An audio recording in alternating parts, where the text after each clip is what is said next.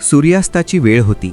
ऋष्यमुख पर्वताच्या शिखरावर एक तेजपुंज स्त्री डोळं मिटून तपस्येत मग्न होती. तिच्या चेहऱ्यावर एक विलक्षण ओढ होती आणि मुखातून फक्त एकाच देवाचं नाव उमटत होतं. वाऱ्याची झुळूकही तिला स्पर्श करताना थांबत होती, जणू तिला विचारत होती की ही घोर तपस्या नेमकी कशासाठी आहे. एक असा पुत्र ज्याच्या एका हुंकाराने पर्वत डळमळीत होतील आणि ज्याच्या भक्तीने साक्षात प्रभू श्रीराम प्रसन्न होतील. असा पुत्र या धरेवर अवतरण्यापूर्वी नियतीने नेमका कोणता खेळ मांडला होता? अंजनी मातेच्या पदरात पडलेला तो दिव्य आशीर्वाद आणि वायुदेवाने दिलेला तो महान प्रसाद, यामागचं गूढ काय होतं? ही कथा तुम्हाला अशा एका प्राचीन काळात घेऊन जाईल जिथे चमत्कार घडायचे आणि अढळ भक्ती फळाला यायची.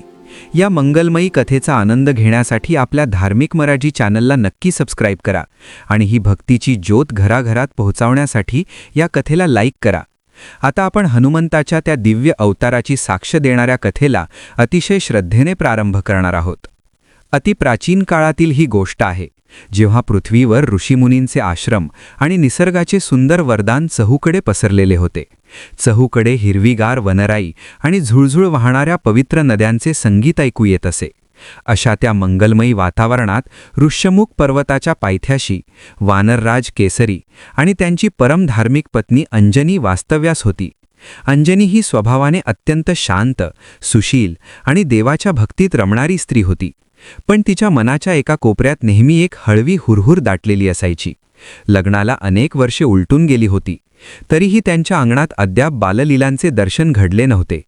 केसरी राजा अत्यंत पराक्रमी होता आणि प्रजेवर मुलाप्रमाणे प्रेम करत असे, परंतु स्वतःच्या वंशाचा दिवा मात्र अद्याप पेटलेला नव्हता.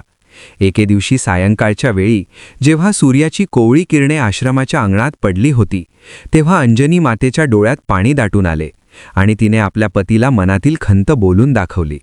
केसरी राजाने तिला धीर दिला आणि सांगितले की तू काळजी नको करू, कारण देवाच्या घरी कधीही उशीर असू शकतो पण अंधेर नसतो. त्यांनी मग या समस्येवर उपाय शोधण्यासाठी महान ऋषी मतंग यांच्या चरणी जाण्याचे ठरवले. मतंग ऋषींच्या आश्रमात पोहोचल्यावर तिथल्या पवित्र वातावरणाने अंजनीच्या मनाला एक वेगळीच शांती मिळाली. ऋषींनी आपल्या दिव्य दृष्टीने अंजनीच्या मनातील इच्छा जाणून घेतली आणि तिला सांगितले की हे माते, तुझ्या नशिबात साक्षात देवाचा अंश असलेला पुत्र प्राप्त होण्याचे योग आहेत, पण त्यासाठी तुला कठोर तपश्चर्या करावी लागेल. ऋषींच्या सांगण्यानुसार अंजनी मातेने ऋष्यमुख पर्वताच्या एका उंच शिखरावर जाऊन भगवान शंकराची आराधना सुरू केली. हे शिखर ढगांच्या अगदी जवळ होते आणि तिथून पूर्ण सृष्टीचे विलोभनीय दर्शन घडायचे. तिथे पोहोचल्यावर अंजनीने सर्व सुखांचा त्याग केला आणि केवळ वायू प्राशन करून ती राहू लागली. तिचे शरीर तपश्चर्येने तेजस्वी होऊ लागले आणि मनातील श्रद्धेचा दिवा कधीही विझला नाही.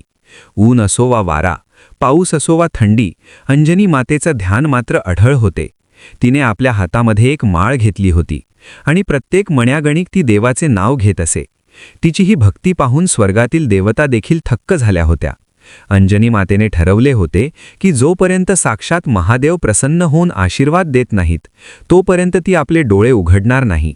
अशा प्रकारे महिने उलटले आणि वर्षांचा काळ लोटला, पण अंजनीच्या चेहऱ्यावरचा भक्तीचा भाव तसाच टिकून होता. तिच्या तपश्चर्येने वातावरणात एक वेगळीच उष्णता निर्माण झाली होती. इकडे भगवान शंकर कैलास पर्वतावर बसून अंजनीची ही कठोर भक्ती पाहत होते आणि त्यांच्या मनात या महान भक्तीचे फळ देण्याची इच्छा निर्माण झाली. त्याचवेळी अयोध्येचे महाराज दशरथ आपल्या पुत्रांच्या प्राप्तीसाठी पुत्र कामेष्ठी यज्ञ करत होते आणि यज्ञाच्या अग्नीतून साक्षात अग्निदेवानी प्रकट होऊन त्यांना दिव्य पायस म्हणजे खीर दिली होती. ही खीर जेव्हा दशरथ राजाने आपल्या तिन्ही राण्यांना वाटली, तेव्हा ईश्वराच्या योजनेनुसार घारीने त्या खीरीचा एक भाग आपल्या चोचीत पकडला आणि ती आकाशात उडाली. ती घार जेव्हा ऋष्यमुख पर्वतावरून जात होती, तेव्हा अचानक तिच्या चोचीतून तो खीरीचा भाग निसटला आणि तो थेट खाली येऊ लागला. त्याचवेळी भगवान शंकरांनी वायुदेवाला आज्ञा केली की हे वायुदेवा, तो दिव्य प्रसाद तू खाली पडू देऊ नकोस आणि तो थेट अंजनी मातेच्या ओंजळीत पोहोचव. वायुदेव जे नेहमीच अंजनीला आपली मानसकन्या मानत असत, त्यांनी मोठ्या आदराने तो प्रसाद आपल्या वेगाने पकडला आणि अंजनी माता जेव्हा डोळे मिटून ध्यानात मग्न होती, तेव्हा त्यांनी तो प्रसाद तिच्या हातावर अतिशय हळुवारपणे ठेवला. अंजनीला अचानक आपल्या हातावर काहीतरी थंड आणि मधुर जाणवले आणि तिने सहजपणे तो प्रसाद प्राशन केले. तो प्रसाद पोटात जाताच तिला आपल्या शरीरात एका विलक्षण ऊर्जेचा संचार झालेला जाणवला आणि तिचे मन अतिशय प्रसन्न झाले. वायुदेवाने मंद सुवासिक झुळूक सोडून अंजनीला आशीर्वाद दिला की तुझी तपश्चर्या फळाला आली आहे आणि आता तुझ्या उदरी एक असा पुत्र जन्माला येईल जो अजेय असेल आणि ज्याची कीर्ती तिन्ही लोकात गाजेल. अंजनीला हे ऐकून खूप आनंद झाला आणि तिने भगवान शंकरांचे आभार मानले. हळूहळू अंजनीचे पोट वाढू लागले आणि तिच्या चेहऱ्यावर एक दिव्य तेज दिसू लागले. केसरी राजाला जेव्हा ही बातमी समजली तेव्हा आनंदाला पारावार उरला नाही. पूर्ण वानर साम्राज्यात आनंदाचे वातावरण पसरले आणि प्रत्येक जण त्या येणाऱ्या दिव्य बालकाची वाट पाहू लागला. अंजनी माता आता आश्रमात राहून देवाची सेवा करत असे आणि आपल्या होणाऱ्या मुलासाठी सुंदर स्वप्ने रंगवत असे. ती कधीकधी नदीकिनारी जाऊन पाण्याचा आवाज ऐकत असे, तर कधी झाडांच्या सावलीत बसून देवाच्या कथा ऐकत असे. तिला जाणवत होते की तिच्या पोटात जे बालक आहे ते सामान्य नाही, कारण त्या बालकाची हालचाल देखील खूप वेगळी आणि शक्तिशाली होती. अंजनीने या काळात आपल्या आहारात आणि विचारात खूप शुद्धता ठेवली होती, जेणेकरून मुलावर चांगले संस्कार होतील. अशा प्रकारे 9 महिने पूर्ण झाले आणि तो मंगलमय दिवस जवळ आला, ज्याची प्रतीक्षा केवळ अंजनीलाच नाही तर संपूर्ण सृष्टीला होती. चैत्र महिन्याच्या शुक्ल पक्षाची पौर्णिमा तिथी होती आणि आकाश पूर्णपणे स्वच्छ होते. चंद्र आपले शीतल चांदणे चहूकडे पसरवत होता आणि निसर्ग देखील शांत होऊन या महान घटनेची वाट पाहत होता. त्याचवेळी अंजनी मातेच्या कुटीमध्ये एक दिव्य प्रकाश पसरला आणि एका तेजस्वी बालकाचा जन्म झाला. हे बालक जन्माला येताच रडण्याऐवजी त्याने एक मोठा हुंकार दिला आणि पूर्ण आश्रम त्या आवाजाने दुमदुमून गेला. त्या बालकाच्या शरीरावर सोन्यासारखी कांती होती आणि त्याच्या कानात सुंदर कुंडले होती. त्याचे डोळे सूर्यासारखे तेजस्वी होते आणि पाठीवर एक लहानशी गोंड शेपटी हलत होती. हे बालक पाहताच अंजनीच्या डोळ्यात आनंदाश्रू दाटले आणि तिने त्याला आपल्या उराशी धरले. आकाशातून फुलांचा वर्षाव होऊ लागला आणि गंधर्व गाणी गाऊ लागले, कारण या पृथ्वीवर साक्षात हनुमंताचा अवतार झाला होता. वायुदेवाने प्रत्यक्ष येऊन आपल्या पुत्राचे दर्शन घेतले आणि त्याला आशीर्वाद दिला की तू चिरंजीव राहशील. हे बालक आपल्या आईच्या कुशीत खेळू लागले आणि त्याच्या प्रत्येक हालचालीतून एक वेगळीच ताकद दिसत होती. अंजनीला वाटले की आपले आयुष्य आता सार्थकी लागले आहे, पण तिला हे माहीत नव्हते की हे लहान बालक भविष्यात काय मोठे चमत्कार करणार आहे. बाल हनुमानाचे ते तेजस्वी रूप पाहून अंजनी मातेचे मन तृप्त झाले होते आणि तिचे संपूर्ण विश्व आता त्या लहानशा बाळाभोवती फिरू लागले होते. तो बाळ सामान्य बालकांसारखा नव्हता, तर त्याच्या प्रत्येक कृतीतून अफाट शक्तीचे दर्शन घडत असे.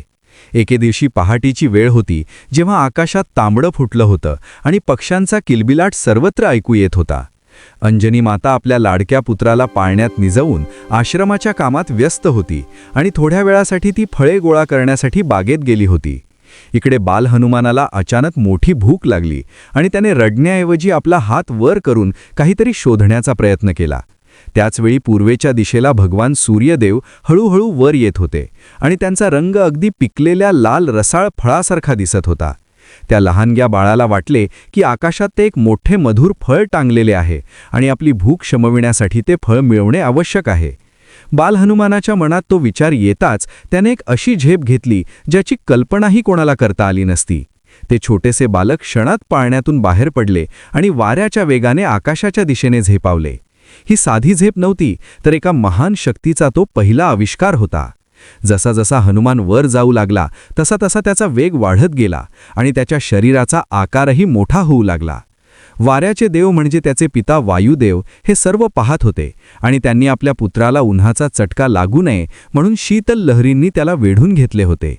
खाली जमिनीवर जेव्हा अंजनी मातेने पाहिले की आपला मुलगा आकाशात उडत चालला आहे, तेव्हा तिच्या काळजाचा ठोका चुकला आणि तिने मोठ्याने हाक मारली, पण तोपर्यंत हनुमान ढगांच्या पलीकडे निघून गेला होता. हनुमंताच्या त्या वेगामुळे आकाशातील ढग इकडे तिकडे विखुरले गेले आणि जणू काही एखादा महान धूमकेतू सूर्याच्या दिशेने जात आहे असा भास होऊ लागला.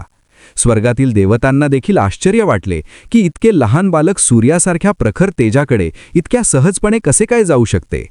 हनुमान जेव्हा सूर्याच्या जवळ पोहोचला तेव्हा सूर्यदेवाने देखील पाहिले की एक तेजस्वी बालक रागाऐवजी मोठ्या कुतूहलाने आपल्याकडे येत आहे आणि त्यांनी आपले तेज थोडे कमी केले जेणेकरून त्या बालकाला त्रास होऊ नये.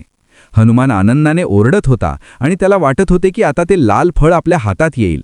त्याचवेळी राहू नावाचा ग्रह सूर्याला गिळण्यासाठी तिथे आला होता, कारण त्या दिवशी ग्रहण लागणार होते. पण जेव्हा त्याने हनुमंताला पाहिले तेव्हा तो घाबरला आणि पळून गेला.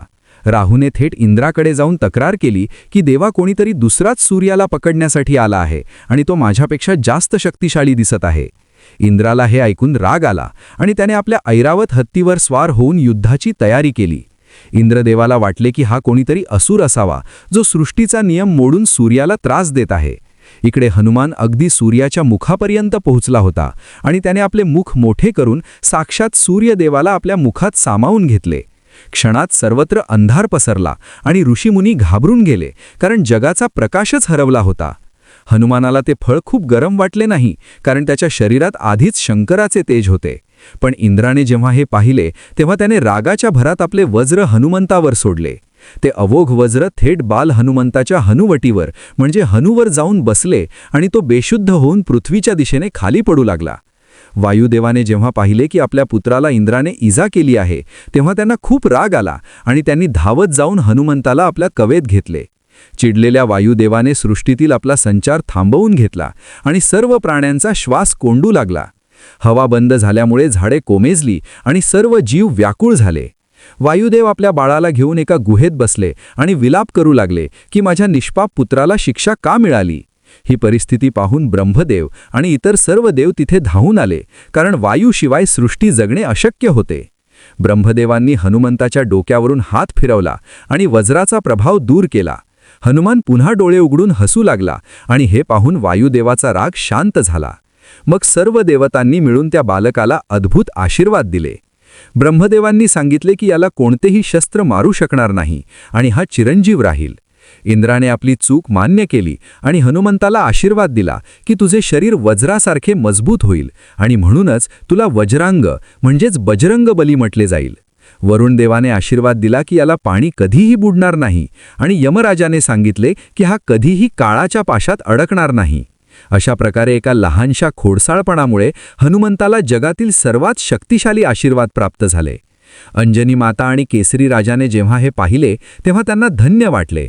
हनुमान आता केवळ एक बाळ उरला नव्हता, तर तो देवांचा लाडका आणि शक्तीचा महासागर झाला होता.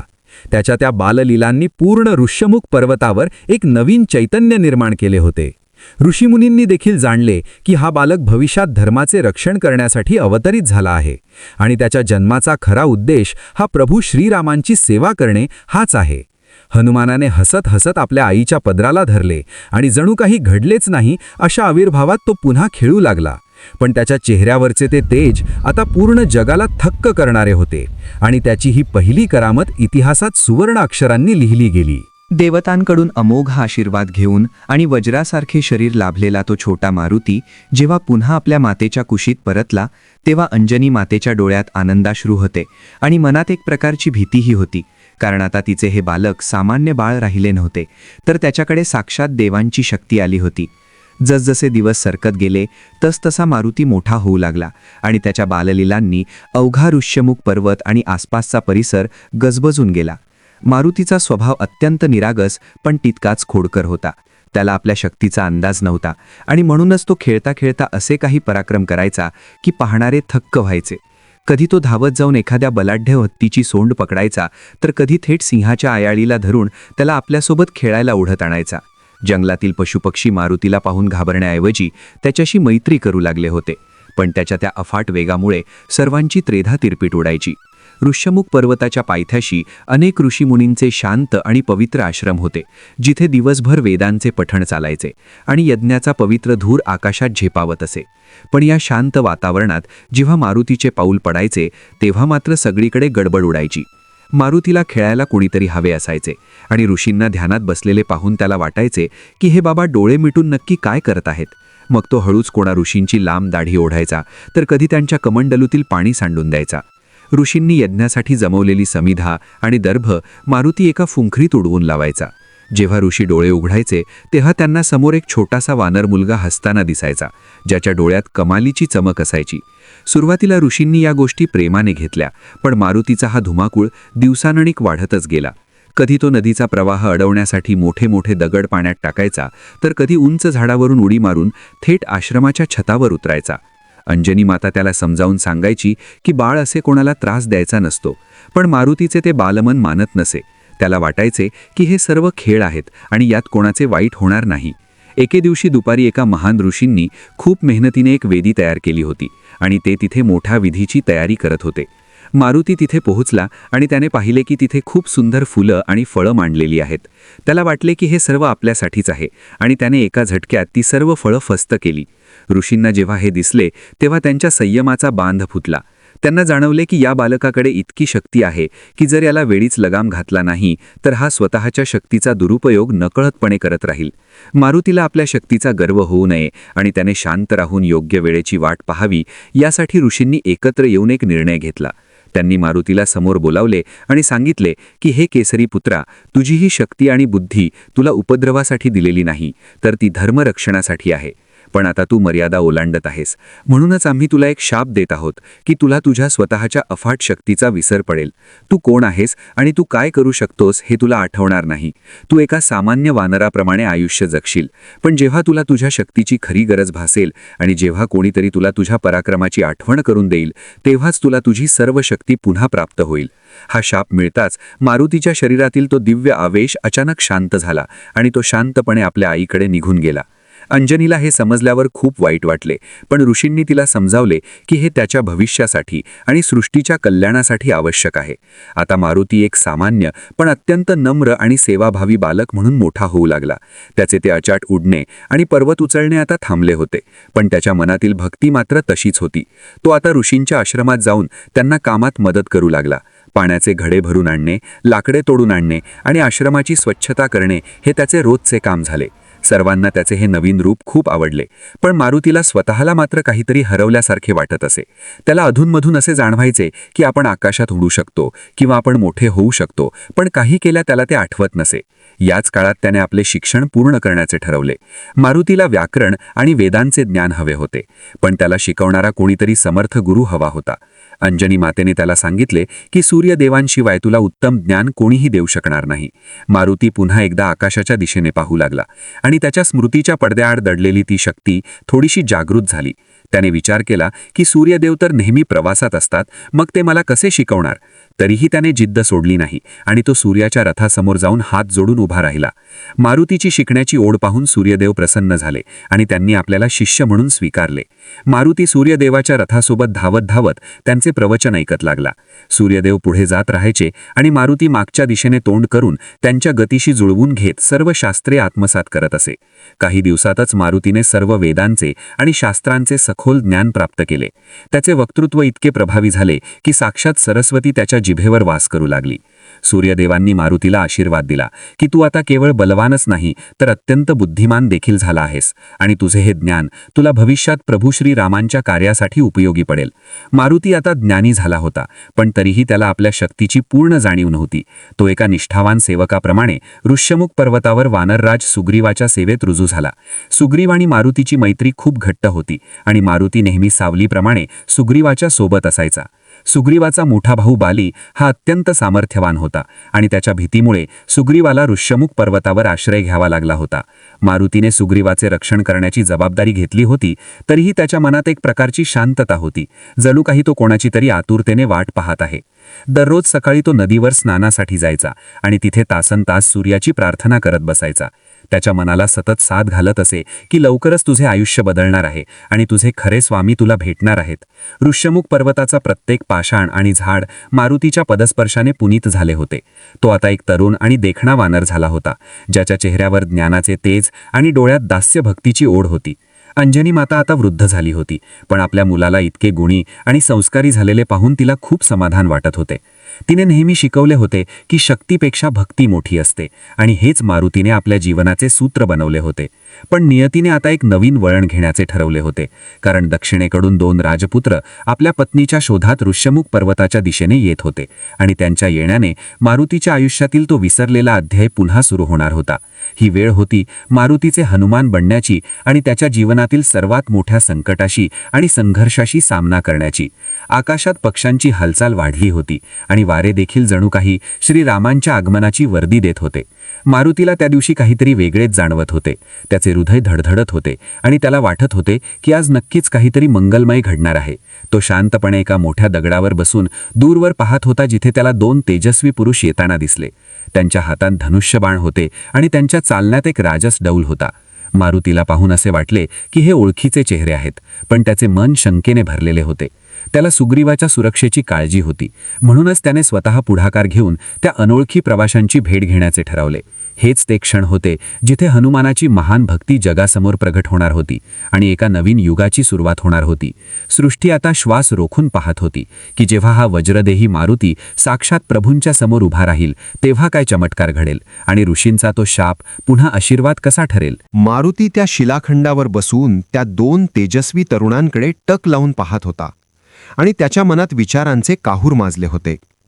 सुग्रीव राजा तर भयाने थरथर कापत होता, कारण त्याला वाटले की त्याचा मोठा भाऊ बाली ह्यानेच आपली शिकार करण्यासाठी या 2 धनुर्धारी योद्ध्यांना पाठवले असावे.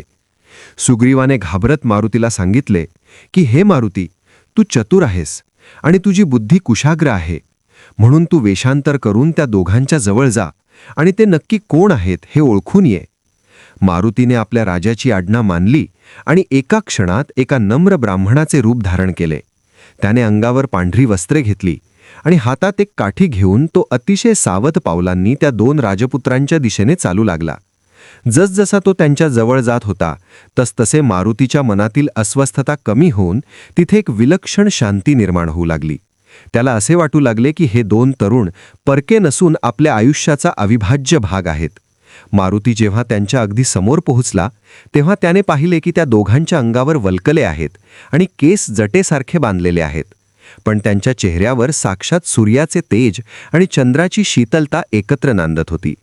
मारुतीने हात जोडून अतिशय मधुर आणि शुद्ध वाणीत त्यांना विचारले की हे वीर पुरुषांनो, तुम्ही कोण आहात आणि या निर्जन वनात अशा प्रकारे अनवाणी का फिरत आहात? तुमचे रूप तर एखाद्या राजासारखे दिसते आहे, पण तुम्ही तपस्वी वेशात आहात हे पाहून माझे मन गोंधळून गेले आहे. मारुतीचे ते शुद्ध व्याकरण आणि मृदू बोलणे ऐकून समोर उभे असलेले प्रभू श्रीराम आपल्या भावाकडे म्हणजे लक्ष्मणाकडे पाहून स्मितहास्य करू लागले. रामाने लक्ष्मणाला सांगितले की हे भावा, बघ, या ब्राह्मणाची वाणी किती शुद्ध आहे आणि याच्या बोलण्यात कुठेही गर्व किंवा खोटेपणा नाही. जो माणूस 4 वेदांचा अभ्यास करतो तोच इतक्या सुंदर पद्धतीने संवाद साधू शकतो. रामाचे ते बोलणे ऐकताच मारुतीच्या हृदयाची धडधड वाढली आणि त्याला एक अनामिक ओढ जाणवू लागली.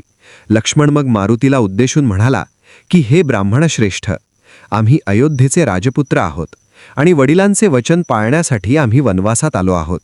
माझे नाव लक्ष्मण आणि हे माझे मोठे बंधू श्रीराम आहेत. वनातून आमची प्रिय सीता हिचे अपहरण झाले आहे आणि आम्ही तिचाच शोध घेत या पर्वतरांगांमध्ये आलो आहोत. हे शब्द कानावर पडताच मारुतीच्या डोळ्यांसमोर एक प्रकाश चमकला आणि त्याला आपल्या आयुष्याचे ध्येय सापडल्याचा भास झाला. त्याच्या मनातील तो जुना विसर पडलेला पडदा हळूहळू सरकू लागला आणि त्याला आठवू लागले की तो कोणाची तरी वाट पाहत होता. त्याला असे वाटले की ज्या परमेश्वरासाठी त्याने इतकी वर्ष प्रार्थना केली होती तो साक्षात त्याच्या समोर उभा आहे. मारुतीचे ते ब्राह्मणाचे रूप आता त्याला ओझे वाटू लागले आणि त्याच्या डोळ्यांतून आनंदाश्रू वाहू लागले. त्याने क्षणाचाही विलंब न लावता ते ब्राह्मणाचे रूप त्यागले आणि तो आपल्या मूळ रूपात म्हणजे एका शक्तिशाली वानर रूपात प्रभूंच्या चरणी नतमस्तक झाला. मारुतीने प्रभूंचे पाय घट्ट धरले आणि त्याचे संपूर्ण शरीर थरथरू लागले. त्याने गहिवरलेल्या आवाजात म्हटले की हे प्रभू, मी इतका वेळ तुम्हाला ओळखू शकलो नाही, कारण मी अज्ञानाच्या अंधारात होतो, पण तुम्ही तर माझ्या अंतर्यामी वसलेले आहात. मी अंजनीपुत्र मारुती आहे आणि मी आपल्याच सीवेसाठी या धरेवर जन्म घेतला आहे. मारुतीची ती अथांग भक्ती पाहून प्रभू श्रीरामांनी त्याला आपल्या हातांनी उचलले आणि आपल्या हृदयाशी घट्ट धरले. तो क्षण इतका भावुक होता की आसपासची झाडे आणि पक्षी देखील स्तब्ध झाले होते. रामाच्या स्पर्शाने मारुतीच्या अंगावर रोमांच उभे राहिले आणि त्याला आपल्या शरीरात एका दिव्य शक्तीचा संचार झालेला जाणवला. ऋषींनी दिलेल्या त्या शापाचा प्रभाव आता ओसरू लागला होता, कारण त्याच्या स्वामींनी त्याला स्पर्श केला होता. मारुतीला आठवू लागले की तो किती बलवान आहे आणि तो काय करू शकतो. रामाने मारुतीला सांगितले की हे मारुती, तू मला माझ्या भरतासारखाच प्रिय आहेस आणि आपल्या या भेटीने माझ्या मनातील सर्व दुःख हलके झाले आहे. मारुतीने मग सुग्रीवाचे दुःख प्रभूंच्या कानावर घातले आणि सांगितले की सुग्रीव देखील आपल्या पत्नीच्या विरहात आणि भावाच्या भयाने या पर्वतावर लपून बसला आहे. जर तुमची आणि सुग्रीवाची मैत्री झाली तर सीतामातेचा शोध घेणे सोपे होईल. प्रभू रामचंद्रांनी मारुतीचा हा प्रस्ताव आनंदाने स्वीकारला आणि मारुतीने त्या दोघांना आपल्या खांद्यावर बसवले. हे दृश्य किती विलोभनीय होते की साक्षात जगाचा पालन करता एका वानराच्या खांद्यावर बसून जात होता. मारुतीने एका मोठ्या उडीत तो पर्वत ओलांडला आणि सुग्रीवाच्या समोर प्रभू श्रीरामांना उभे केले. तिथे अग्नीची साक्ष ठेवून राम आणि सुग्रीव यांची मैत्री झाली आणि मारुती या मैत्रीचा सर्वात मोठा दुवा ठरला. मारुती आता रामाचा भक्तच राहिला नव्हता, तर तो त्यांचा सर्वात विश्वासू सेवक आणि मित्र झाला होता. तो दिवस रात्र प्रभूंच्या चरणापाशी बसून राहायचा आणि त्यांच्या चेहऱ्याकडे पाहत राहायचा. त्याला आता भूक किंवा तहान लागत नव्हती, कारण प्रभूंचे दर्शन हेच त्याचे खाद्य बनले होते. रामाच्या सेवेत असताना मारुतीचे बुद्धिचातुर्य आणि त्याची विनम्रता सतत दिसून येत असे. जेव्हा सीतेचा शोध घेण्यासाठी चारही दिशांना वानरसेना पाठवायची वेळ आली, तेव्हा सुग्रीवाला पूर्ण खात्री होती की केवळ मारुतीच हे कार्य यशस्वी करू शकतो. रामाने देखील आपली ओळख म्हणून आपली अंगठी मारुतीच्या हातात दिली आणि सांगितले की जेव्हा तू सीतेला भेटशील तेव्हा तिला ही अंगठी दाखव, म्हणजे तिला विश्वास बसेल की तू माझाच दूत आहेस. मारुतीने ती अंगठी आपल्या मस्तकी लावली आणि प्रभूंच्या चरणांची धूळ आपल्या कपाळावर लावून तो दक्षिणेच्या दिशेने निघाला. त्याच्या मनात आता एकच ध्यास होता की सीता मातेचा शोध लावून आपल्या प्रभूंच्या चेहऱ्यावर पुन्हा हास्य फुलवणे. या प्रवासात मारुतीला पावलोपावली आपल्या शक्तीची प्रचिती येऊ लागली आणि त्याला जाणवले की रामाचे नाव घेतल्यावर कोणतीही गोष्ट अशक्य नाही. मारुती आता केवळ केसरीपुत्र राहिला नव्हता, तर तो रामभक्त हनुमान झाला होता. त्याच्या पावलांचे ठसे जमीन हदरत होती आणि त्याच्या हुंकाराने आकाश दुमदुमत होते. तो जेव्हा समुद्र किनाऱ्यावर पोहोचला तेव्हा त्याच्या समोर अथांग सागर पसरलेला होता आणि सर्व वानर हतबल झाले होते. पण हनुमान शांत होता, कारण त्याला माहीत होते की ज्याच्या हृदयात राम वसलेला असतो त्याला हा सागर म्हणजे एका गायीच्या खुरपा एवढा वाटतो. जांबवंताने जेव्हा हनुमानाला त्याच्या विसरलेल्या शक्तीची आठवण करून दिली तेव्हा हनुमानाचे शरीर पर्वतासारखे विशाल झाले आणि त्याच्या डोळ्यात लंका जाळण्याचे तेज चमकले. हनुमान आता झेप घेण्यासाठी तयार होता आणि त्याच्या या एका झेपेने जगाचा इतिहास बदलणार होता. भक्ती आणि शक्तीचा हा अनोखा संगम आता रावणाच्या लंकेत थैमान घालण्यासाठी सज्ज झाला होता आणि मारुतीचा प्रत्येक श्वास आता केवळ राम राम असा जप करत होता. समुद्र किनाऱ्याच्या त्या अथांग वाळवंटावर सर्व वानरसेना चिंतेने ग्रासलेली असताना आणि विशाल सागराच्या गर्जना ऐकून प्रत्येकाच्या मनात धडकी भरलेली असताना जांबुवंताचे ते शब्द हनुमानासाठी जणू अमृताची धार ठरले आणि त्याच्या अंतर्मनात दडलेली ती प्रचंड शक्ती एकाएकी जागृत होऊ लागली. हनुमानाने आपले दोन्ही डोळे मिटले आणि मनात प्रभू श्रीरामांच्या रूपाचे ध्यान धरले. त्याच क्षणी त्याच्या शरीरातून एक दिव्य प्रकाश बाहेर पडू लागला आणि त्याचे छोटेसे शरीर हळूहळू विशाल रूप धारण करू लागले. हे पाहून सर्व वानर थक्क झाले, कारण हनुमानाचे मस्तक आता ढगांना स्पर्श करू लागले होते आणि त्याचे हात विशाल पर्वतांच्या रांगांसारखे मजबूत दिसत होते. हनुमानाला आता त्याच्या बालपणीच्या त्या सर्व करामती आठवू लागल्या. त्याला आठवले की तो सूर्याला पकडण्यासाठी कसा धावला होता आणि इंद्रदेवाने दिलेले ते वज्राचे वरदान त्याच्या शरीरात कसे खेळत आहे. हनुमानाने एक मोठा हुंकार दिला, ज्याच्या आवाजाने समुद्राचे पाणी उसळले आणि आकाशातील पक्षी भयभीत होऊन दूर उडाले. त्याने आपल्या विशाल शेपटीने जमिनीवर जोरात प्रहार केला आणि वाळूचे लोट आकाशात उडाले. हनुमानाने महेंद्र पर्वताच्या शिखरावर आपले पाय घट्ट रोवले, तेव्हा तो पर्वत देखील त्याच्या वजनाखाली जमिनीच्या आत गाडला जाऊ लागला. हनुमानाचे डोळे आता विस्तवाच्या गोळ्यांसारखे चमकत होते आणि त्याच्या मुखातून केवळ जय श्रीराम असा घोष उमटत होता. त्याने आकाशाच्या दिशेने पाहिले आणि एक अशी उंच झेप घेतली की जणू काही एखादा सोन्याचा डोंगरच आकाशात उडत आहे. हनुमानाचा तो वेग इतका प्रचंड होता की वाऱ्याला देखील त्याच्या मागे धावणे कठीण झाले होते. समुद्राच्या लाटांनी हनुमानाला वाट करून दिली आणि तो आकाशातून लंकेच्या दिशेने वेगाने पुढे जाऊ लागला. काही अंतर पार केल्यानंतर समुद्राच्या तळाशी असलेल्या मैनाक पर्वताला वाटले की हा रामदूत इतका प्रवास करून थकला असेल, म्हणून त्याने हनुमानाला थोडा वेळ विश्रांती घेण्याची विनंती केली. मैनाक पर्वत सोन्याच्या शिखरांसह समुद्राच्या बाहेर आला आणि हनुमानाला म्हणाला की हे पवनपुत्रा, तू माझ्यावर बसून थोडा वेळ आराम कर आणि मग पुढे जा. पण हनुमान हा केवळ सेवेसाठी जन्मलेला होता आणि त्याच्या मनात जोपर्यंत प्रभूंचे कार्य पूर्ण होत नाही तोपर्यंत आरामाचा विचारही नव्हता. हनुमानाने मैनाक पर्वताला आपल्या हाताने केवळ स्पर्श केला आणि आदराने सांगितले की जोपर्यंत मी प्रभू श्री रामांच्या कार्यासाठी जात आहे तोपर्यंत मला विश्रांती घेण्याचा अधिकार नाही. हनुमानाची ही निष्ठा पाहून मैनाक पर्वताने त्याला आशीर्वाद दिला आणि हनुमान पुन्हा वाऱ्याच्या वेगाने पुढे निघाला. पण वाटेत हनुमानाची परीक्षा घेण्यासाठी देवांनी नागमाता सुरसा हिला पाठवले. सुरसा ही एक विशाल राक्षसी होती जिचे तोंड एखाद्या गुहेसारखे मोठे होते. तिने हनुमानाचा रस्ता अडवला आणि म्हणाली की आज मला देवांनी तुझे भक्षण करण्यासाठी पाठवले आहे, म्हणून तू माझ्या तोंडात शिर. हनुमानाने तिला विनंती केली की मला आता सीतामातेचा शोध घेऊ दे आणि परत येताना मी स्वतःहून तुझ्या मुखात येईन. पण सुरसा काही ऐकायला तयार नव्हती. मग हनुमानाने आपल्या बुद्धीचा वापर करण्याचे ठरवले.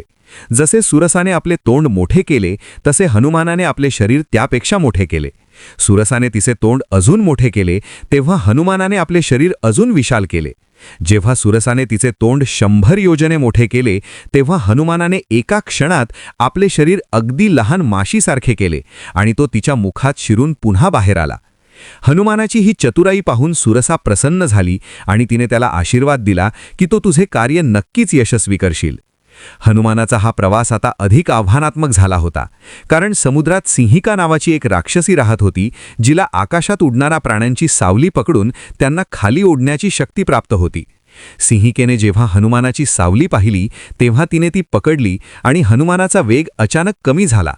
हनुमानाला जाणवले की कोणीतरी आपल्याला अदृश्य शक्तीने ओढत आहे. त्याने जेव्हा खाली पाहिले तेव्हा त्याला ती विशाल राक्षसी दिसली. हनुमानाने उशीर न करता थेट तिच्या मुखात प्रवेश केला आणि आतून तिचे हृदय फाडून तो बाहेर पडला. सिंहिकेचा अंत झाला आणि हनुमानाचा मार्ग आता निष्कंटक झाला होता. समोर त्याला लंकेचे सोनेरी शिखर दिसू लागले जे त्रिकूट पर्वतावर वसलेले होते. लंका ही दिसायला अत्यंत सुंदर पण तितकीच भयंकर होती, कारण तिथे अधर्माचे राज्य होते. हनुमानाने आपला वेग थोडा कमी केला आणि लंकेच्या सीमांवर तो उतरला. सूर्यास्त होत होता आणि लंकेतील दिवे हळूहळू उजळू लागले होते. हनुमानाने विचार केला की इतक्या विशाल शरीराने जर मी लंकेत प्रवेश केला तर शत्रूला लगेच सावध व्हायला वेळ मिळेल. म्हणूनच त्याने पुन्हा एकदा आपल्या शक्तीचा वापर करून स्वतःला एका छोट्या वानराच्या रूपात बदलले. हनुमान आता इतका लहान झाला होता की तो कोणाच्याही नजरेत येणार नाही. त्याने लंकेच्या मुख्य दरवाजाकडे पाहिले जिथे लंकिनी नावाची राक्षसी पहारा देत होती. लंकिनीने हनुमानाला पाहिले आणि त्याला अडवले, पण हनुमानाने तिला एका ठोशात जमिनीवर पाडले तेव्हा तिला समजले की लंकेच्या विनाशाची वेळ जवळ आलेली आहे. हनुमानाने लंकेच्या आत प्रवेश केला आणि तो प्रत्येक घराघरात सीतामातेचा शोध घेऊ लागला. त्याने रावणाचे भव्य राजवाडे पाहिले, तिथले वैभव पाहिले, पण त्याचे मन कुठेही रमत नव्हते. त्याला केवळ आपल्या मातेचे दर्शन हवे होते. लंकेतील ते विलासी वातावरण आणि राक्षसांचे अक्राळ विक्राळ रूप पाहून हनुमानाला दुःख वाटले, पण तो विचलित झाला नाही. फिरता फिरता त्याला एका ठिकाणी एक असे घर दिसले ज्यावर तुळशीचे वृंदावन होते आणि भिंतीवर श्रीरामाचे नाव कोरलेले होते. हनुमानाला नवल वाटले की या राक्षसी नगरीत रामभक्त कोण असू शकतो. ते घर विभीषणाचे होते, जो रावणाचा भाऊ असूनही धर्माने वागणारा होता. हनुमानाने तिथे जाऊन पाहिले, पण सीतामाता तिथे नव्हती. मग विभीषणाने त्याला सांगितले की माता सीता ही अशोक वाटिकेत आहे, जिथे तिला रावणाने बंदिस्त करून ठेवले आहे. अशोक वाटिकेचे नाव ऐकताच हनुमानाला आशेचा किरण दिसला आणि तो झाडांच्या फांद्यांमधून हळूच अशोक वाटिकेच्या दिशेने चालू लागला. तिथे पोहोचल्यावर हनुमानाने पाहिले की एका मोठ्या शिंशपा वृक्षाखाली एक अत्यंत दुःखी आणि तेजोपुंज स्त्री बसलेली आहे, जिच्या भोवती अनेक राक्षसी कडक पहारा देत आहेत. हनुमानाला ओळखले की हीच आपली जगत जननी सीतामाता आहे. मातेची ती अवस्था पाहून हनुमानाचे हृदय भरून आले आणि तो झाडांच्या फांद्यांमध्ये लपून योग्य वेळेची प्रतीक्षा करू लागला. त्याने पाहिले की रावण तिथे येऊन मातेला धमकावत आहे, पण माता सीता केवळ एका गवताच्या पात्याला समोर धरून रामाचे नाव घेत आहे. हनुमानाला आता प्रभूंच्या त्या अंगठीची आठवण आली, जी त्याला सीतेचा विश्वास संपादन करण्यासाठी द्यायची होती. रावण निघून गेल्यावर आणि राक्षसी झोपी गेल्यावर हनुमानाने हळूच ती अंगठी मातेच्या समोर टाकली. ती अंगठी पाहताच सीता मातेच्या डोळ्यात चमक आली आणि तिला वाटले की हा एखादा भ्रम तर नाही ना.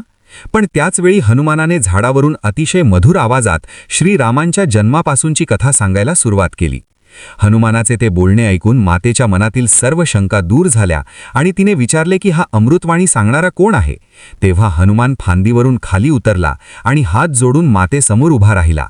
हनुमानाची ती नम्रता आणि भक्ती पाहून सीतामातेने त्याला आपला पुत्र मानले आणि त्याला आशीर्वाद दिले.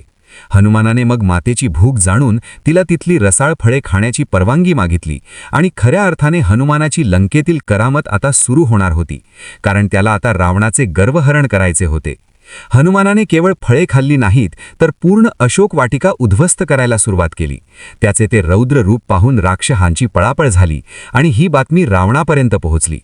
हनुमानाने अशा प्रकारे लंकेत आपल्या शक्तीचा डंका वाजवला की ज्यामुळे प्रत्यक्ष रावणाचे सिंहासन देखील डळमळीत झाले. अशोक वाटिकेमध्ये माता सीतेचा आशीर्वाद घेऊन आणि त्यांच्या हातातील ती दिव्य अंगठी पाहून हनुमानाचे हृदय भक्तीने ओथंबून आले होते. परंतु त्याचवेळी त्याच्या मनात एक वेगळीच योजना आकाराला येत होती. त्याला माहीत होते की केवळ गुपचूप मातेचा शोध घेणे पुरेसे नाही, तर रावणाच्या मनात धडकी भरवणे आणि आपल्या प्रभूंच्या अफाट सामर्थ्याचा परिचय करून देणे देखील तितकेच आवश्यक आहे. हनुमानाने मातेकडे पाहिले आणि अतिशय नम्रपणे विचारले की हे माते, मला या वनातील मधुर फळे खाण्याची इच्छा होत आहे आणि भूक देखील खूप लागली आहे. तर आपली आज्ञा असेल तर मी या बागेतील फळे ग्रहण करू का? माता सीतेने पाहिले की हा छोटा वानर आता खूप थकला असेल, म्हणून त्यांनी मायेने त्याला परवानगी दिली. पण त्यांनी बजावले की बाळ, इथे खूप भयंकर आणि क्रूर राक्षसांचा पहारा आहे, त्यामुळे तू स्वतःचे रक्षण नीट कर. हनुमानाने हसून मातेच्या चरणांना स्पर्श केला आणि तो झाडांच्या शिखरांवर झेपावू लागला. त्याने केवळ फळे खाल्ली नाहीत तर एक एक विशाल वृक्ष मुळासकट उपटून टाकायला सुरुवात केली. हनुमानाचे ते रौद्र रूप पाहून बागेचे रक्षण करणारे राक्षस भयभीत झाले आणि त्यांनी आरडाओरडा करत चहूकडे धावपळ सुरू केली. हनुमानाने त्यांच्यावर मोठे मोठे वृक्ष फेकून मारले आणि पाहता पाहता ती अत्यंत सुंदर आणि नंदनवनासारखी दिसणारी अशोक वाटिका एखाद्या स्मशानभूमीसारखी उजाड दिसू लागली. ही बातमी जेव्हा रावणाच्या दरबारात पोहोचली तेव्हा त्याला सुरुवातीला वाटले की एखादा साधा वानर इतकी मोठी गडबड कशी करू शकतो, म्हणून त्याने आपल्या किंकरा नावाच्या राक्षसी सैनिकांना त्याला पकडण्यासाठी पाठवले. पण हनुमानाने त्या सर्व सैनिकांना जमिनीवर आपटून यमसदनास धाडले. रावणाचा संताप आता अनावर झाला आणि त्याने आपला लाडका पुत्र अक्षय कुमार याला युद्धासाठी पाठवले. अक्षय कुमार हा अत्यंत पराक्रमी योद्धा होता आणि त्याने अनेक युद्धे जिंकली होती, पण हनुमानासमोर त्याचे काहीच चालले नाही. हनुमानाने त्याला आपल्या हातांनी उचलले आणि हवेत गरगर फिरवून जमिनीवर इतक्या जोरात आदळले की त्याचे प्राण पखरू उडून गेले आणि तो रक्ताच्या थारोळ्यात पडला. आपल्या पुत्राच्या मृत्यूची बातमी ऐकून रावण संतापाने वेडा झाला आणि त्याचे डोळे लालबुंद झाले. त्याने मग आपला सर्वात बलवान आणि मायावी मुलगा इंद्रजित याला आज्ञा दिली की जा आणि त्या वानराला जिवंत बांधून माझ्यासमोर उभे कर. इंद्रजित सुवर्ण रथात बसून युद्धासाठी आला आणि त्याने हनुमानावर अनेक दिव्य अस्त्रांचा वर्षाव केला, पण हनुमानाला कोणतीही इजा झाली नाही, कारण त्याला देवांचे वरदान लाभले होते. शेवटी इंद्रजितने साक्षात ब्रह्मास्त्राचा प्रयोग केला. हनुमानाला माहीत होते की ब्रह्मास्त्र हे सृष्टीचे सर्वात शक्तिशाली आणि पवित्र शस्त्र आहे आणि त्याचा मान राखणे हे त्याचे परम कर्तव्य आहे. म्हणूनच त्याने कोणताही प्रतिकार न करता स्वतःला त्या दिव्य पाशात बांधून घेतले. राक्षसांनी आनंदाने जल्लोष केला आणि हनुमानाला जाडजूड दोरखंडांनी बांधून ओढत ओढत रावणाच्या त्या भव्य आणि गर्विष्ठ दरबारात नेले. तिथे सोन्याच्या उंच सिंहासनावर बसलेला 10 तोंडांचा आणि 20 हातांचा रावण आपल्या अति अहंकाराने हनुमानाकडे पाहत होता. त्याने अट्टहास करत विचारले की अरे क्षुद्र वानरा, तू नक्की कोण आहेस आणि तुझी इतकी हिंमत कशी झाली की तू माझ्या सुरक्षित लंकेत येऊन माझ्या पुत्राचा वध केलास आणि माझी अशोक वाटिका उद्ध्वस्त केलीस? हनुमान मुळीच डगमगला नाही आणि त्याने ताठ मानेने उत्तर दिले की मी त्या प्रभू श्रीरामांचा दूत आहे, ज्यांनी एका बाणाने अथांग समुद्र आणि पर्वत हलवण्याची ताकद ठेवली आहे आणि ज्यांनी तुझ्यासारख्या अधर्मी राजाचा विनाश करण्याचे आता निश्चित केले आहे. मी केवळ त्यांच्या आज्ञेचे पालन करत आहे आणि तुझ्या कर्माचे फळ तुला देण्यासाठी इथे आलो आहे. हनुमानाचे ते निर्भीड आणि खणखणीत बोलणे ऐकून रावण अजूनच पेटून उठला आणि त्याने तत्काळ हनुमानाला फाशी देण्याची क्रूर आज्ञा दिली. पण तिथे बसलेल्या विभीषणाने मध्यस्थी केली आणि शास्त्राचा आधार घेत सांगितले की दूताचा वध करणे हे राजधर्माला धरून नाही, म्हणूनच याला काहीतरी वेगळी शिक्षा द्यायला हवी. रावणाने विचार केला की वानरांना आपली लांब शेपटी खूप प्रिय असते आणि तोच त्यांचा अभिमान असतो, म्हणून त्याने आज्ञा दिली की या वानराच्या शेपटीला कापड गुंडाळून ती पूर्णपणे पेटवून द्या आणि याला पूर्ण लंकेत फिरवा. राक्षसांनी आनंदाने लंकेतील सर्व सुती कापड आणि तेल गोळा करून हनुमानाची शेपटी गुंडाळायला सुरुवात केली. पण त्याचवेळी हनुमानाने आपल्या योगशक्तीने आपली शेपटी लांब आणि लांब करायला सुरुवात केली. लंकेतील सर्व कापड आणि तेल संपले, पण हनुमानाची शेपटी काही संपत नव्हती. शेवटी राक्षसांनी तशाच स्थितीत आग लावली. जसा हनुमानाच्या शेपटीला प्रखर अग्नी लागला, तसा त्याने एक मोठा भीमगर्जना करणारा हुंकार दिला आणि आपले सर्व बांधलेले दोरखंड एका क्षणात तोडून टाकले. हनुमान आता एका घरावरून दुसऱ्या घरावर विजेच्या वेगाने उड्या मारू लागला आणि त्याच्या पेटलेल्या शेपटीने संपूर्ण सुवर्ण लंका आगीच्या भक्षस्थानी पडली लागली. लंकेतील सोन्याचे राजवाडे वितळू लागले आणि चहूकडे धुराचे लोट पसरले. अग्निदेवाने देखील हनुमानाला कसलाही त्रास दिला नाही, कारण माता सीतेने मनापासून अग्निदेवाची प्रार्थना केली होती की माझ्या या पुत्राला शीतल स्पर्श लाभू दे. पाहता पाहता रावणाची ती वैभवशाली आणि अभेद्य मानली जाणारी लंका जळून खाक होऊ लागली. चहूकडे राक्षसांचा हाहाकार आणि ओरडणे ऐकू येत होते. हनुमानाने अशा प्रकारे रावणाचे सर्व गर्वहरण केले आणि लंकेच्या अहंकाराला मातीत मिळवले. सर्व लंका जळाल्यानंतर हनुमानाने समुद्राच्या पाळ्यात जाऊन आपली शेपटी विझवली आणि पुन्हा एकदा माता सीतेचा निरोप घेण्यासाठी तो अशोक वाटिकेत गेला. मातेने त्याला आपल्या शिरावरील चूडामणी म्हणजे शिरोमणी दिला आणि आशीर्वाद दिला की तू विजयी होशील. हनुमान आता समुद्रावरून पुन्हा एकदा भरारी घेत आपल्या प्रभूंकडे निघाला. त्याच्या मनात आता विजयाचा अपार आनंद होता आणि प्रभूंच्या चरणांची तीव्र ओढ लागली होती. त्याने आकाशातून जाताना एकदा मागे वळून पाहिले तर त्याला जळणारी लंका आणि रावणाचा पराभव स्पष्ट दिसत होता. हे सर्व दिव्य चमत्कार केवळ श्रीराम नावाच्या शक्तीमुळेच शक्य झाले होते, याची हनुमानाला पूर्ण जाणीव होती आणि तो मोठ्या उत्साहात वानर सेनेच्या दिशेने झेपावू लागला. आकाशातून पवनपुत्र मारुती जेव्हा भरारी घेत होते तेव्हा त्यांच्या मनात आनंदाच्या लाटा उसळत होत्या, कारण त्यांनी आपल्या स्वामींच्या सर्वात मोठ्या कार्यातील एक अत्यंत महत्त्वाचा टप्पा यशस्वीपणे पार केला होता. समुद्राच्या लाटांना मागे सारत ते जेव्हा दक्षिण तीरावर पोहोचले तेव्हा तिथे वानरसेनेचा जो जल्लोष आसमंतात घुमला तो पाहून साक्षात दिशा देखील शहारून गेल्या.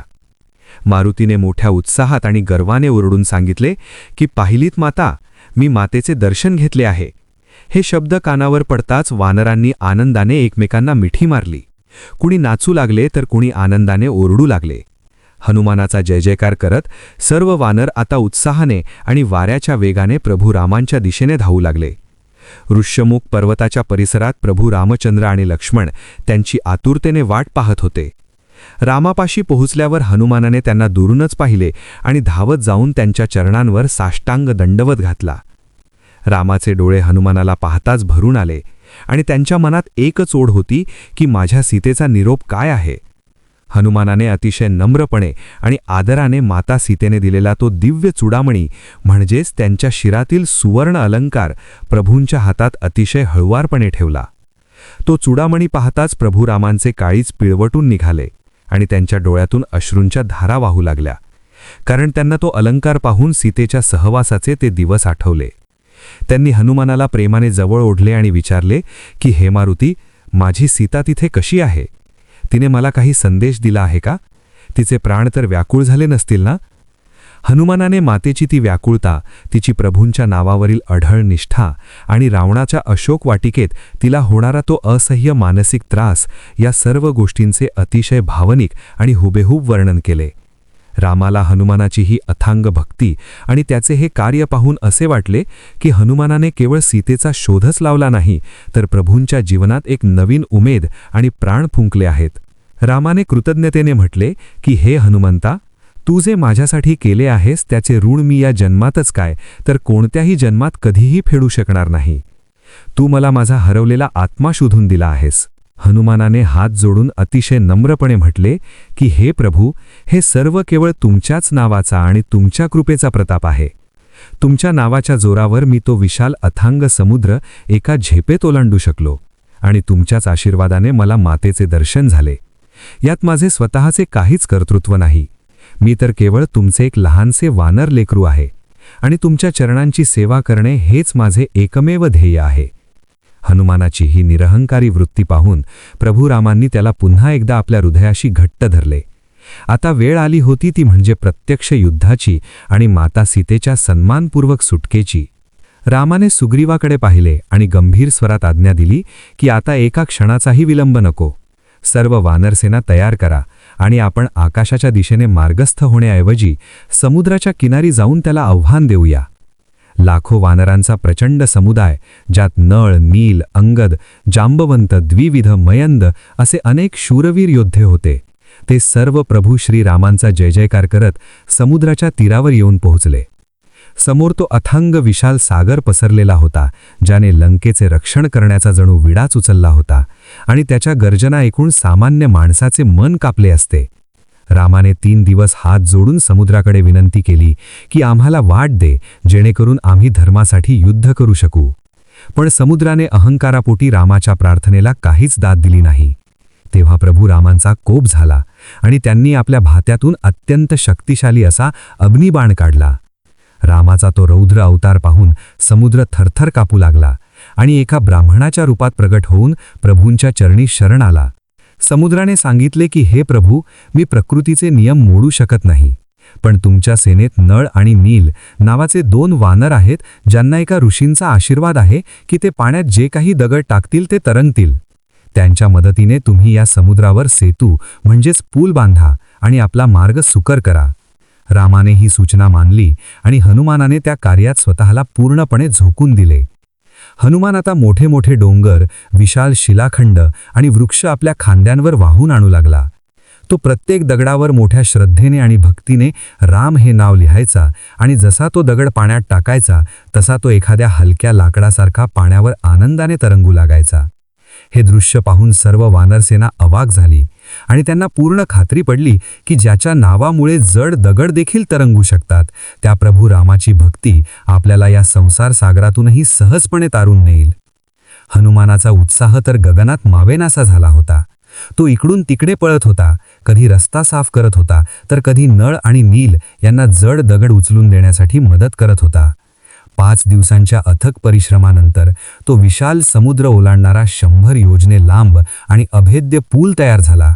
हा जगातील पहिला आणि सर्वात महान चमत्कार होता, जो केवळ भक्तीच्या आणि नावाच्या जोरावर उभा राहिला होता.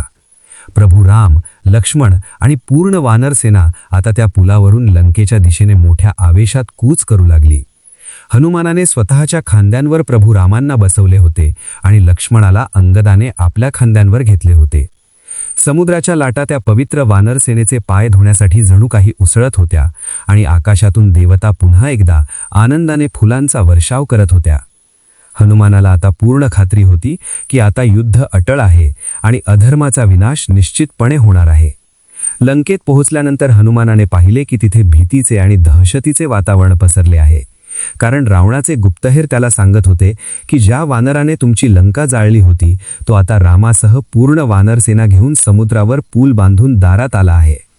रावणाचा अफाट गर्व अजूनही त्याला सत्याचा स्वीकार करू देत नव्हता, पण त्याच्या काळजात कुठेतरी भयाची एक बारीक ठिणगी नक्कीच पडली होती. हनुमानाने लंकेच्या वेशीवर प्रभूंच्या नावाची इतकी मोठी गर्जना केली की तो आवाज साक्षात रावणाच्या महालाच्या खिडक्यांपर्यंत पोहोचला आणि तिथले पडदे हादरले. त्या आवाजात इतकी दैवी ताकद होती की राक्षसांच्या हातातून त्यांची शस्त्रे आपोआपच जमिनीवर गळून पडली. हनुमान आता केवळ एक सेवक राहिला नव्हता, तर तो या युद्धाचा तो मुख्य आधारस्तंभ झाला होता, जो समोर येणाऱ्या प्रत्येक मोठ्या संकटाशी 2 हात करायला सदैव सज्ज होता. रामाने जेव्हा युद्धापूर्वी अंगदाला शेवटचा शांतीचा निरोप घेऊन पाठवले आणि रावण तरीही आपल्या अहंकाराने मानला नाही, तेव्हा हनुमानाला समजले की आता केवळ बाहुबळ आणि शस्त्रेच अधर्माचा निकाल लावतील. हनुमानाने आपली शक्ती अजून वाढवली आणि तो युद्धाच्या पहिल्या फळीत सर्वात पुढे उभा राहिला. प्रत्येक वानराला हनुमानाकडे पाहून एक वेगळेच आध्यात्मिक बळ मिळत होते. रामाच्या डोळ्यात आता करुणेऐवजी सत्याचे शौर्य चमकत होते आणि हनुमानाचा प्रत्येक श्वास केवळ राम राम असे म्हणत विजयासाठी धडकत होता. हा भक्तीचा मार्ग आता रणभूमीकडे वळला होता, जिथे लवकरच धर्माचा झेंडा फडकला जाणार होता आणि हनुमानाचे नाव युगानुयुगे प्रत्येक भक्ताच्या हृदयात अमर होणार होते. आता वेळ होती त्या महान युद्धाची, ज्याची प्रतीक्षा अनेक युगांपासून देवता आणि ऋषीमुनी करत होते. लंकेच्या रणभूमीवर रणशिंग फुंकले गेले आणि अधर्माच्या विनाशाचे ते महायुद्ध सुरू झाले. चहूकडे रक्ताचे पाट वाहू लागले आणि राक्षसांच्या अक्राळ विक्राळ गर्जनांनी आकाश हादरून गेले. पण या सर्व कोलाहलात एकच नाव सर्वात प्रभावीपणे ऐकू येत होते आणि ते म्हणजे जय श्रीराम. हनुमान युद्धाच्या अग्रभागी होते आणि त्यांचे ते रौद्र रूप पाहून प्रत्यक्ष काळ देखील भयभीत झाला होता. त्यांनी आपल्या विशाल गदेने हजारो राक्षसांना एका फटक्यात यमसदनास पाठवले. रावणाने आपले एकाहून एक सरस आणि मायावी योद्धे पाठवले, पण हनुमंताच्या त्या वज्रदेहासमोर कोणाचेच काही चालले नाही. युद्धाच्या एका कठीण प्रसंगी जेव्हा मेघनादाने मारलेल्या शक्तिबाणामुळे लक्ष्मण मूर्छित पडले आणि सर्व वानर सेनेवर दुःखाचे सावट पसरले, तेव्हा प्रभू श्रीरामांच्या डोळ्यातून अश्रू वाहू लागले. रामांची ती अवस्था पाहून हनुमानाचे हृदय तीळ तुटले आणि त्यांनी प्रतिज्ञा केली की मी माझ्या भावाचे प्राण वाचवण्यासाठी काहीही करेन. लंकेचे वैद्य सुषेण यांनी सांगितले की हिमालयातील द्रोणागिरी पर्वतावर मिळणारी संजीवनी नावाची औषधी वनस्पती जर सूर्योदयापूर्वी आणली तरच लक्ष्मणाचे प्राण वाचू शकतात. हनुमान क्षणाचाही विलंब न लावता आकाशात झेपावले आणि त्यांनी वाऱ्याच्या वेगाने हजारो मैलांचे अंतर पार केले. जेव्हा ते द्रोणागिरी पर्वतावर पोहोचले तेव्हा तिथे अनेक चमकणाऱ्या वनस्पती होत्या आणि हनुमानाला नक्की कोणती संजीवनी आहे हे ओळखता येईना. वेळ कमी होती आणि प्रभूंच्या भावाचे प्राण धोक्यात होते. अशावेळी हनुमानाने विचार केला की जर मी ही एक वनस्पती शोधत बसलो तर उशीर होईल. म्हणूनच त्यांनी आपल्या अफाट शक्तीने तो संपूर्ण द्रोणागिरी पर्वतच आपल्या एका हातावर उचलला आणि ते पुन्हा लंकेच्या दिशेने उडाले. आकाशातून पर्वत घेऊन जाणारा तो महान पवनपुत्र पाहून सर्वांना आश्चर्याचा धक्का बसला. हनुमानाने वेळेत ती औषधी वनस्पती पोहोचवली आणि लक्ष्मणाचे प्राण वाचले. रामाने गदगद होऊन हनुमानाला मिठी मारली आणि सांगितले की आज तू केवळ लक्ष्मणाचेच नाही तर माझे देखील प्राण वाचवले आहेस. त्यानंतर युद्ध अधिकच तीव्र झाले आणि शेवटी प्रभू श्रीरामांनी रावणाचा वध करून अधर्माचा अंत केला. विभीषणाला लंकेचे राज्य सोपवून प्रभू श्रीरामचंद्र, माता सीता, लक्ष्मण आणि हनुमानासह अयोध्येला परतले. अयोध्येत आनंदाचे वातावरण होते आणि प्रभूंचा राज्याभिषेक सोहळा मोठ्या थाटामाटात संपन्न झाला. या सर्व आनंदात हनुमान मात्र एका कोपऱ्यात शांत उभे राहून आपल्या प्रभूंच्या चरणांचे ध्यान करत होते. रामाने सर्वांना मौल्यवान रत्ने आणि भेटवस्तू दिल्या. जेव्हा माता सीतेने आपल्या गळ्यातील एक अतिशय मौल्यवान मोत्याची माळ हनुमानाला भेट म्हणून दिली तेव्हा हनुमानाने त्यातील एक एक मोती फोडून पाहण्यास सुरुवात केली. हे पाहून सभेतील काही लोक हसू लागले आणि त्यांनी विचारले की अरे हनुमाना, तू हे काय करतो आहेस? या मौल्यवान मोत्यांची तू नासाडी का करतो आहेस? तेव्हा हनुमान अत्यंत नम्रपणे म्हणाले की ज्या वस्तूमध्ये माझे प्रभू श्रीराम नाहीत ती वस्तू माझ्यासाठी माती समान आहे. मी पाहत होतो की या मोत्यांमध्ये माझे प्रभू वसलेले आहेत का? लोकांनी विचारले की मग तुझ्या शरीरात तरी राम आहेत का? तेव्हा हनुमानाने काहीही न बोलता आपले दोन्ही हात आपल्या छातीवर ठेवले आणि स्वतःचे हृदय फाडून दाखवले. त्या फाडलेल्या हृदयात साक्षात प्रभू श्रीराम आणि माता सीता यांचे दर्शन सर्वांना झाले. ती अथांग भक्ती पाहून पूर्ण सभा स्तब्ध झाली आणि प्रभू रामांच्या डोळ्यातून आनंदाश्रू वाहू लागले. त्यांनी हनुमानाला उचलून आपल्या हृदयाशी धरले आणि चिरंजीव राहण्याचा आशीर्वाद दिला. हनुमानाने मागितले की मला केवळ तुमच्या चरणांची भक्ती द्या आणि जोपर्यंत तुमचे नाव या पृथ्वीवर राहील तोपर्यंत मला तुमच्या कथा ऐकण्याचा अधिकार द्या. आजही असे मानले जाते की जिथे जिथे रामाचे नाव घेतले जाते तिथे तिथे हनुमान अदृश्य रूपात हजर असतात आणि भक्तांचे रक्षण करतात. हनुमंताचे हे चरित्र आपल्याला शिकवते की निस्वार्थ भक्तीमध्ये किती ताकद असते आणि श्रद्धा असेल तर पर्वत देखील हलवता येतो. अशा या महान रामभक्त हनुमंताच्या चरणी आपण नतमस्तक होऊया आणि त्यांच्याकडून भक्तीचे आणि शक्तीचे वरदान मागूया. हनुमंताची ही कथा आपल्या अंतर्मनात भक्तीची ज्योत कायम तेवत ठेवेल आणि संकटाच्या वेळी आपल्याला धीर देईल. जो हनुमंताचे नाव घेतो त्याच्या आयुष्यातील सर्व भीती आणि संकटे दूर होतात. ही भक्तीची धारा अशीच वाहत राहो आणि प्रभू रामांचा आशीर्वाद तुम्हा सर्वांवर सदैव राहो. भक्ती आणि श्रद्धेचा हा प्रवास इथेच थांबत नाही, कारण हनुमंताची प्रत्येक लीला ही अनंत आहे. आपण सर्वांनी या कथेच्या माध्यमातून हनुमंताच्या त्या दिव्य रूपाचा अनुभव घेतला आहे, जो आपल्या जीवनाला नवी दिशा देणारा ठरेल. रामनामाचा जय जयकार करत आणि हनुमंताच्या चरणी आपली श्रद्धा अर्पण करत आपण या कथेचा समारोप करूया. जय जय श्रीराम, जय हनुमान. भक्तीच्या या प्रवासात तुम्ही माझ्यासोबत राहिलात त्याबद्दल तुमचे मनःपूर्वक आभार. हनुमंताची ही अमृत कथा ऐकून तुमच्याही मनात भक्तीचा ओलावा निर्माण झाला असेल अशी मला खात्री आहे.